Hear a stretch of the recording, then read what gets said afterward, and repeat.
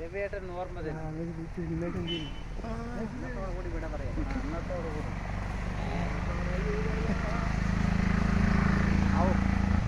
നീ എടുക്കണ്ടാ എടുത്ത അവിടെ